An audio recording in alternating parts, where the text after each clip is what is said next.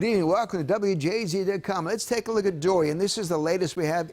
It's a 5 o'clock report. It'll be updated at 8 and 11 tonight.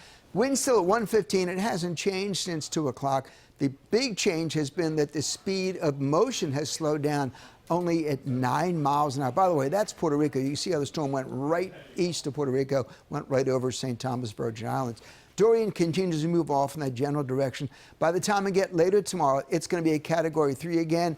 By the time we get to Sunday, we're up to a Category 4 storm with winds of 130 miles an hour. This water is warm. It's deep. Over the Bahamas, that's where it's going to do a lot of damage to at least some of the islands in the Bahamas.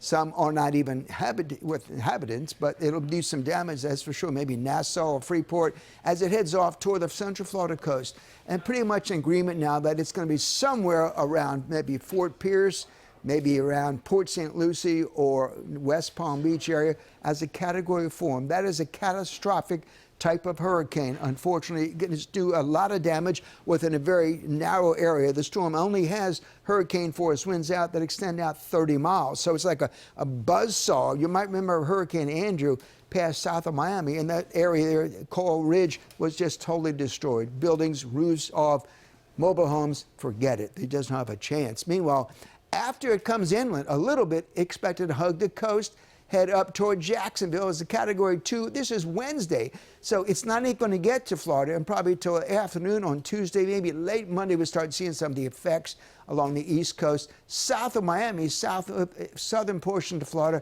probably on just on the far edge of some of the rain or some of the breezes.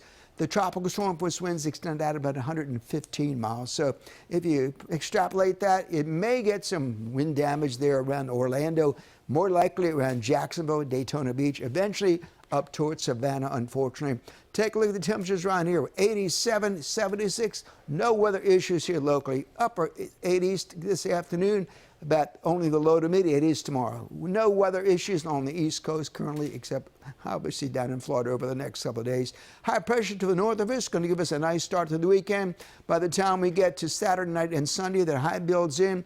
Lower humidity, pleasant conditions by Sunday afternoon to the west of us, maybe a few pop-up showers.